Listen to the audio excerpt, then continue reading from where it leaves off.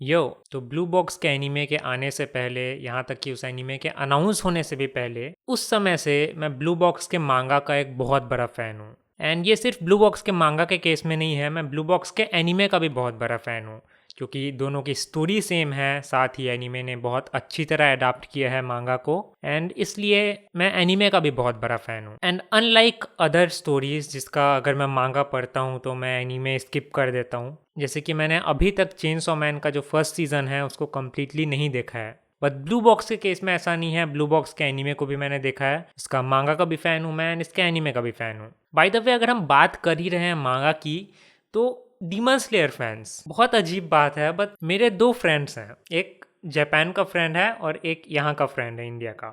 And दोनों व्यक्तियों ने डीमन स्लेयर का मांगा पढ़ा है एंड इसलिए वो एनीमे को नहीं देखते। And I am very surprise कि डीमन स्लेयर एक ऐसा एनीमे है जिसका मांगा का आर्ट स्टाइल बहुत ही, क्या कहना चाहिए, अच्छा नहीं है। एंड डीमन स्लेयर अगर देखना है तो आई डोंट थिंक कोई भी डाउट है कि एनीमे सुपीरियर मीडियम होगा।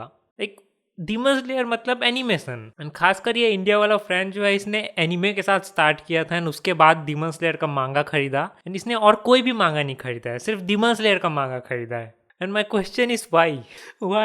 एनीवेज, सबके अपने अपने इंटरेस्ट हैं, सबके अपने अपने ओपिनियन है। Back to the topic, blue box का जो है एनीमे और मांगा दोनों ही अच्छा है, बट अगर मुझे इन दोनों में से किसी एक को चूज़ करना हो, या मुझसे अगर पूछा जाए कि ब्लू बॉक्स को एंजॉय करना है तो कौन सा मीडियम ज़्यादा बेहतर होगा, मांगा या एनीमे, तो आई वुड सिलेक्ट मांगा।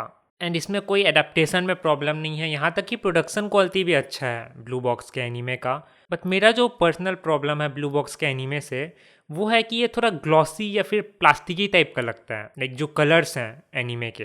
एंड मैं एनिमेशन की बात नहीं कर रहा हूँ, मैं बस जो स्टाइल है उसका थोड़ा ग्लॉसी टाइप से या प्लास्टिकी टाइप से है उसकी बात कर रहा हूँ। एंड ये मुझे मांगा के कंपैरिजन में उतना पसंद नहीं आता। सेकेंडली है चिनात्सु। तो जब मैं मांगा पढ़ रहा था तो मैं चिनात्सु का फ़ैन था, एंड अभी भी हूँ मांगा के केस में। बट एनिमे के केस में ऐसा नहीं है। एनिमे के केस में I like Hina more, and इसका प्रोबेबली सिर्फ एक रीज़न नहीं है, इसके मल्टीपल रीजंस होंगे। जैसे कि क्योंकि मुझे पता था कि एंड में क्या होने वाला है सीजन 1 के, तो मैं हीना को एक राइवल की तरह नहीं देख रहा था, इसलिए थोड़ा ज़्यादा सिंपैथी था मुझे हीना के लिए। सिंपैथी की बात छोड़ें भी तो आई थिंक एनीमे में जितना मैंने देखा है, मुझे हीना का कैरेक्टर ज़्यादा फन लगा है। मे बी एनीमे ने फोकस भी ज़्यादा किया है हीना पे, ताकि जो सीजन 1 का लेटर वाला पार्ट है वो थोड़ा हार्डर हिट हो। But in any case, Hina stole my heart in the anime. And साथ ही फॉर सम रीज़न चिनात्सु जो है एनीमे में जितना मैंने इमेजिन किया था उससे थोड़ा कम अच्छी लगती है।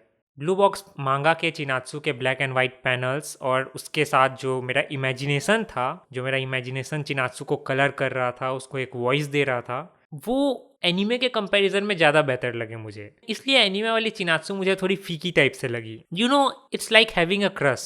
जब आपका किसी पे क्रश होता है तो मोस्ट प्रोबेबली आप उस व्यक्ति के बारे में ज़्यादा कुछ नहीं जानते हो, लाइक 5% 10% जानते हो, एंड बाकी जो 90% 95% है वो अपने माइंड में आप खुद बना लेते हो कि ऐसा होगा ये व्यक्ति करके। एंड असल में आपने जो 90-95% खुद बनाया है वो ज़्यादा पसंद होता है आपको। तो वैसा ही कुछ हुआ शायद इस केस में मेरे साथ, एंड इसलिए मुझे मांगा की चिनात्सु ज़्यादा पसंद है। बट ये सब बोलने के बावजूद अगर मुझे ब्लू बॉक्स फिर से देखना है तो मेरा पहला प्रेफरेंस होगा एनीमे देखना, क्योंकि जैसे कि मैंने कहा anime is still so good, and साथ में मांगा को रीड करने से ज़्यादा इजी होगा एनीमे को रीवॉच करना। एंड मुझे ब्लू बॉक्स की स्टोरी इतनी पसंद है कि मैं अभी भी फिर से इसको रीवॉच कर सकता हूँ, एंड मैं प्रोबेबली बोर नहीं होऊंगा। साथ ही अगर हम बात कर ही रहे हैं एनीमे की, तो ओपनिंग्स और एंडिंग्स की बात करें तो बाकी सब तो ठीक थे, बट आई थिंक मुझे पर्सनली जो बेस्ट लगा वो था ED2, जिसमें हीना के जो विजुअल्स थे और जो सॉन्ग था दोनों ही मुझे बहुत पसंद आए।